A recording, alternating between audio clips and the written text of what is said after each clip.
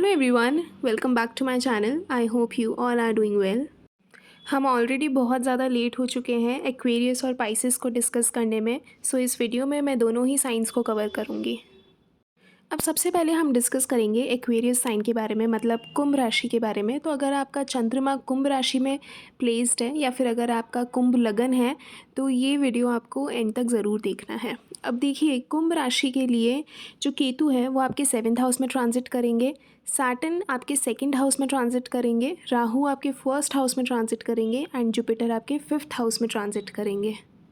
अब 5th house से हम आपकी क्रिएटिव स्किल्स को देखते हैं, आपके बच्चों को देखते हैं एंड 5th हाउस आपकी एजुकेशन के लिए भी बहुत ज़्यादा इम्पॉर्टेंट है। जितना अच्छा आपका 5th हाउस होगा उस अकॉर्डिंग आप चीज़ें उतनी ही जल्दी आप चीज़ें समझ पाएंगे और उनको लर्न कर पाएंगे। अगर आपके 5th हाउस की कंडीशन सही नहीं हुई तो ये आपको एजुकेशन में प्रॉब्लम दे सकता है। अब जुपिटर का ट्रांजिट जैसे ही 5th हाउस से होगा तो यहाँ पे आपको वेट रिलेटेड प्रॉब्लम्स हो सकती हैं, तो इस चीज़ का आपको ध्यान रखना है। आपको अपना वेट एकदम कंट्रोल में रखना है। 5th हाउस से हम आपके रिलेशनशिप को भी देखते हैं, तो यहाँ पे पॉसिबिलिटीज़ हैं कि अगर आप सोच रहे हैं किसी के साथ रिलेशनशिप में जाने का एंड अगर आपकी जुपिटर की महादशा या फिर अंतर्दशा चल रही है तो इस टाइम पीरियड पे चांसेस बनते हैं कि आप किसी न्यू रिलेशनशिप में एंटर करें। यहाँ पे आपको 7th लॉर्ड की स्थिति को भी देखना बहुत ज़्यादा इंपॉर्टेंट है। अगर इसमें 7th लॉर्ड भी अगर कहीं ना कहीं से इन्वॉल्व है तो डेफिनेटली आपकी न्यू रिलेशनशिप की शुरुआत हो सकती है।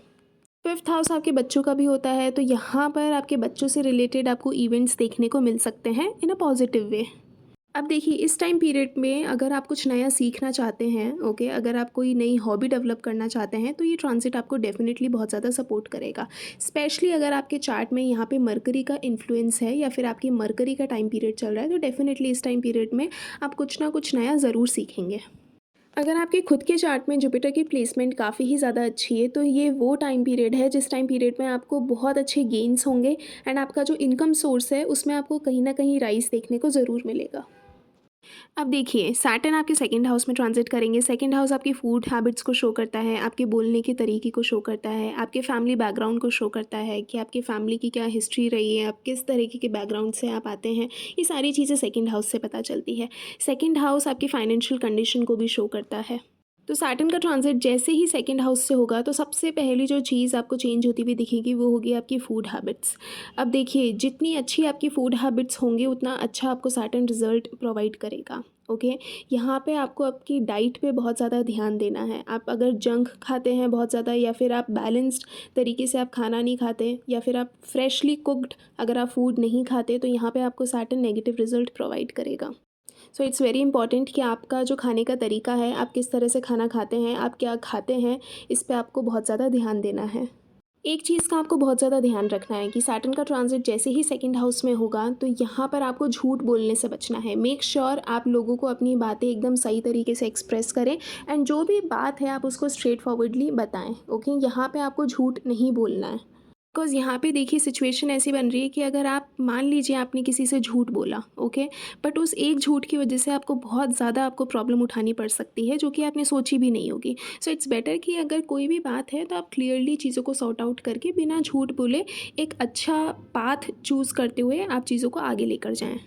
अब देखिए, जुपिटर का ट्रांजिट आपको फाइनेंशियली राइज ज़रूर देगा, बट द थिंग इज़ कि सैटर्न का ट्रांजिट भी 2nd हाउस में हो रहा है तो यहाँ पे आपको सेविंग्स पे भी उतना ही ध्यान देना है। इस टाइम पीरियड में आपको फाइनेंस से रिलेटेड या फिर आपको फैमिली से रिलेटेड आपको रिस्पॉन्सिबिलिटीज़ लेनी पड़ सकती हैं अगर आपके सैटर्न का ही टाइम पीरियड चल रहा है तो यहाँ पर अगर वो रिस्पॉन्सिबिलिटी आए तो आप उस चीज़ से आपको दूर नहीं भगना है, आपको उस चीज़ को फुलफ़िल करना है सो दैट यहाँ पे सैटर्न आपको अच्छे रिजल्ट प्रोवाइड कर सके। क्योंकि सैटर्न एक ऐसा प्लैनेट है जो कि हार्ड वर्क को शो करता है, जो कि रिस्पॉन्सिबिलिटी को शो करता है, बाउंड्रीज़ को शो करता है। सो इट्स वेरी इंपॉर्टेंट कि आप अपनी फैमिली से रिलेटेड एंड फाइनेंस से रिलेटेड आप रिस्पॉन्सिबिलिटीज़ लें एंड उनको फुलफ़िल करें जितनी अच्छी तरह से आप कर सकते हैं। अब देखिए, एक्वेरियस राशि वालों के लिए एंड एक्वेरियस लगन वालों के लिए राहु का ट्रांजिट बहुत इंपॉर्टेंट है क्योंकि ये आपके लगन में होने वाला है। तो यहाँ पे अब देखिए, जो लगन होता है मतलब आपका 1st हाउस, वो आपकी पर्सनालिटी को शो करता है। दुनिया आपको किस तरह से देखती है उस चीज़ को भी शो करता है। आप अपनी फ़िज़ीक कितने अच्छे से मेंटेन कर पाते हैं वो भी हम 1st हाउस से देखते हैं। जितना अच्छा 1st हाउस होता है उतना अच्छा उतनी ही अच्छी एक पर्सन की पर्सनालिटी होती है। अब देखिए राहु का ट्रांजिट जैसे ही फर्स्ट हाउस में होगा तो सबसे इम्पॉर्टेंट चीज़ जो आपको देखने को मिलेगी वो है आपके कॉन्फिडेंस से रिलेटेड। आप कहीं ना कहीं बहुत ज़्यादा ओवर कॉन्फिडेंट हो जाएंगे, आपको लगेगा कि आपको ही सारी चीज़ें आती हैं या फिर आप जो बोल रहे हैं वही चीज़ें सही हैं। ओके। तो इस चीज़ को आपको थोड़ा सा आपको लुक आउट करना है, आपको ध्यान रखना है कि आपको दूसरों के ओपिनियन भी सुनने हैं। अब देखिए इस टाइम पीरियड में नो डाउट आपको बहुत सारी अपॉर्चुनिटीज़ मिलेंगी, बट द थिंग इज़ कि राहु आपके फर्स्ट हाउस में ट्रांजिट करेंगे तो यहाँ पे जो ओवर कॉन्फिडेंस से रिलेटेड जो प्रॉब्लम्स जो क्रिएट होंगी उसकी वजह से आप अपॉर्चुनिटीज़ मिस कर सकते हैं या फिर हो सकता है कि आपके हाथ से कोई अपॉर्चुनिटी चली जाए। ओके। तो आपको इस चीज़ का बहुत ज़्यादा ध्यान रखना है कि आपको सामने वाले को आपको कम नहीं समझना है। ओके। जो बेसिक चीज़ है वो यही है कि ऐसा नहीं है कि आप में ही सारा टैलेंट है। ओके। आपको सामने वाले को भी उतना ही रिस्पेक्ट देना है, उसी तरह से उसकी बात सुननी है, तभी चीज़ें यहाँ पे वर्कआउट कर पाएंगी।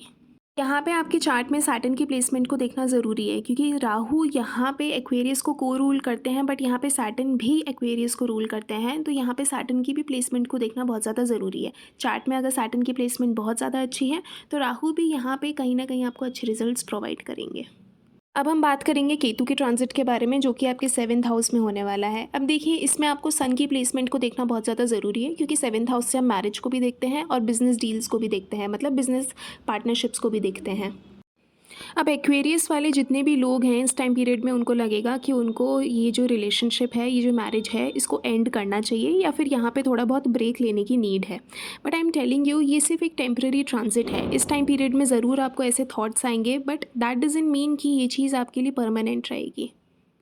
तो इस टाइम पीरियड में ज़रूर आपको इस तरीके के थॉट्स आ सकते हैं, स्पेशली अगर आपके केतु की महादशा या फिर आपके केतु की अंतर्दशा चल रही है तो। लेकिन आपको चीज़ों को बहुत अच्छी तरह से एनालाइज करके फिर आपको डिसीजन लेना है क्योंकि ये जो ट्रांजिट है ये आपको टेम्प्रेरी आपको इस तरीके की फीलिंग्स देगा, बट आपको थोड़ा सा माइंड यूज़ करके और आपको चीज़ों को टैकल करना है। बट हाँ, अगर आपके खुद के चार्ट में अगर कहीं न कहीं सेपरेशन का योग है, डिवोर्स का योग है या फिर ये जो अगर आप किसी रिलेशनशिप में हैं एंड उसके अगर सस्टेन करने का योग नहीं है, तो फिर डेफ़िनेटली ये ट्रांज़िट उस चीज़ को एंड ज़रूर करेगा। अब देखिए अगर आपके खुद के चार्ट में अगर कुछ योग है तो ही ट्रांजिट उस चीज़ को फुलफ़िल करेगा, लेकिन अगर आपके चार्ट में कुछ योग नहीं है तो ट्रांजिट उस चीज़ को फुलफ़िल नहीं करेगा। मैं आपको एक एग्जांपल देती हूँ। फॉर एग्जांपल आपके चार्ट में डिवोर्स का योग है तो यहाँ पे ये जो केतु का ट्रांजिट सेवन्थ हाउस में होगा ये इस टाइम पीरियड में आपकी शादी को एंड कर सकता है। लेकिन अगर आपके चार्ट में सेपरेशन का योग नहीं है, डिवोर्स का योग नहीं है, तो ये ट्रांजिट आपको एक टेम्प्रेरी फीलिंग देगा कि आपको आपके पार्टनर से स्पेस चाहिए, आपको थोड़ा सा खुद पे ध्यान देना है। तो इस रीज़न की वजह से आप थोड़ा सा दूर रह सकते हैं, बट ये चीज़ बहुत ही टेम्प्रेरी, मतलब बहुत ही कम टाइम पीरियड के लिए होगी। तो इस तरह से हमें ट्रांजिट को स्टडी करना है। एंड देखिए सेवन्थ हाउस सिर्फ मैरिज के लिए नहीं है, यहाँ से हम बिज़नेस पार्टनरशिप को भी देखते हैं। तो अगर आपके चार्ट में पार्टनरशिप के बहुत अच्छे योग हैं बिज़नेस पार्टनरशिप के, तो इस टाइम पीरियड में आपको थोड़ा सा आपको रिफ्ट या फिर थोड़ी सी आपको प्रॉब्लम देखने को मिल सकती है, बट वो पार्टनरशिप वो सस्टेन करेगी। लेकिन अगर आपके चार्ट में बिज़नेस पार्टनरशिप का कोई योग नहीं है तो वो चीज़ इस टाइम पीरियड में एंड हो जाएगी। तो इसीलिए ट्रांजिट को समझने से पहले आपको अपने पूरे चार्ट को अच्छी तरह से समझना है कि उसमें क्या योग बन रहे हैं, क्या योग नहीं बन रहे, क्योंकि ट्रांजिट उन्हीं चीज़ों को फुलफ़िल करेगा जो आपके चार्ट में ऑलरेडी प्रॉमिस्ड है। क्योंकि अगर कोई चीज़ आपके चार्ट में प्रॉमिस्ड नहीं है तो ट्रांजिट का रिज़ल्ट बहुत ही टेम्प्रेरी होगा। इस टाइम पीरियड में अगर आप और आपके पार्टनर, अगर आप मैरिड हैं या फिर अगर आप किसी रिलेशनशिप में हैं, तो अगर आप लोग बहुत मेडिटेशन या फिर स्पिरिचुअलिटी को अगर आप प्रैक्टिस करें तो आपके लिए बहुत ज़्यादा अच्छा रहेगा। So that's it for Aquarius sign. Now let's move towards the Pisces sign. अगर हम पाइसेस की बात करें, मतलब अगर हम मीन राशि की बात करें, तो यहाँ पे राहु का ट्रांजिट आपके 12th हाउस में होगा, केतु का ट्रांजिट आपके 6th हाउस में होगा, जुपिटर का ट्रांजिट आपके 4th हाउस में होगा और सैटर्न का ट्रांजिट आपके 1st हाउस में होगा। अब देखिए पाइसेस के लिए सैटर्न का ट्रांजिट आपके 1st हाउस में होगा, तो यहाँ पे आपको खुद के ऊपर बहुत ज़्यादा ध्यान देना है, आपको खुद की पर्सनालिटी पे वर्क करना है कि आप किस तरह से खुद को इम्प्रूव कर सकते हैं। इस टाइम पीरियड में आप जितना ज़्यादा डिसिप्लिन में रहेंगे, आप जितना प्रॉपर रूटीन बना के रखेंगे उतना ही अच्छा आपको सैटर्न रिजल्ट प्रोवाइड करेगा। लेकिन इस टाइम पीरियड में आपको आपकी स्किन का काफ़ी ज़्यादा ध्यान रखना है। हो सकता है बहुत ज़्यादा ड्राइनेस हो जाए तो उस चीज़ का आपको ध्यान रखना है। स्किन केयर आपको प्रॉपरली करना है एंड आपको प्रॉपर वाटर इनटेक भी करना है। मेक श्योर कि आपकी बॉडी में वाटर का जो अमाउंट है वो एकदम बैलेंस्ड रहे। इस टाइम पीरियड में आपको वर्कआउट करना बहुत ज़्यादा इम्पॉर्टेंट है, चाहे से आप जिम जॉइन करिए, योगा करिए, कुछ भी करिए, बट आपको फिज़िकली काफ़ी ज़्यादा एक्टिव रहना है। अब देखिए जुपिटर का ट्रांजिट आपके 4th हाउस में होगा, तो जुपिटर का ट्रांजिट 4th हाउस में काफ़ी अच्छा माना जाता है। It's good for expansion. 4th house से हम आपके प्रॉपर्टी को देखते हैं, आपकी व्हीकल्स को देखते हैं, आपकी मदर को भी देखते हैं। आपके और आपके मदर के बीच में कितना अच्छा रिलेशन है वो भी हमें 4th हाउस से पता चलता है। टाइम पीरियड में हो सकता है कि आप किसी नए घर में शिफ्ट हो या फिर आपके घर में किसी भी तरीके का रिनोवेशन हो, मतलब इंटरनली कुछ चेंज करवाना चाहते हैं, लेकिन आपको घर से रिलेटेड आपको कुछ ना कुछ इवेंट आपको देखने को ज़रूर मिलेगा। इस टाइम पीरियड में डेफिनेटली आपके घर में किसी ना किसी तरीके की स्पिरिचुअल प्रैक्टिस होगी। फॉर एग्जांपल जैसे घर में हम हवन करवाते हैं, तो ये सारी चीज़ें आपको देखने को मिल सकती हैं। अगर आपको कोई व्हीकल परचेज़ करना है एंड आपके चार्ट में बुध की और चंद्रमा की भी प्लेसमेंट काफ़ी अच्छी है, तो इस टाइम पीरियड में डेफिनेटली आप कोई नया व्हीकल परचेज़ कर सकते हैं। अगर आपकी मदर को कुछ भी हेल्थ रिलेटेड प्रॉब्लम्स है, तो उनको इस टाइम पीरियड में डेफिनेटली थोड़ा रिलीफ देखने को ज़रूर मिलेगा। हम बात करेंगे राहु के बारे में। देखिए राहु का ट्रांजिट होगा 12th हाउस में। राहु का ट्रांजिट 12th हाउस में होगा तो ये फ़ॉरेन ट्रैवल के लिए काफ़ी अच्छा ट्रांजिट है। आपको अगर बाहर जाना है ट्रैवलिंग पे, फ़ॉरेन लैंड में अगर आपको कहीं पे सेटल भी होना है, आपके चार्ट में अगर फ़ॉरेन सेटलमेंट के योग है, तो ये राहु आपको फ़ेवर करेगा। इस टाइम पीरियड में आपके खर्चे बहुत ज़्यादा बढ़ सकते हैं, तो आपको थोड़ा-सा आपको ध्यान रखना है कि आपके पास प्रॉपर अमाउंट ऑफ सेविंग्स भी हो। अब देखिए 12th हाउस स्पिरिचुअलिटी को भी शो करता है, 12th हाउस फॉरेन ट्रैवल को भी शो करता है। अब राहु का ट्रांजिट 12th हाउस में होगा, तो यहाँ पे आपको एक चीज़ का बहुत ज़्यादा ध्यान रखना है कि आपके साथ ट्रैवलिंग से रिलेटेड या फिर आपके साथ स्पिरिचुअलिटी से रिलेटेड कुछ ना कुछ फ्रॉड ना हो। ओके, मेक श्योर कि आपके पास हर एक चीज़ के बारे में प्रॉपर नॉलेज हो, सो दैट आप किसी भी फ्रॉड से बचे रहें।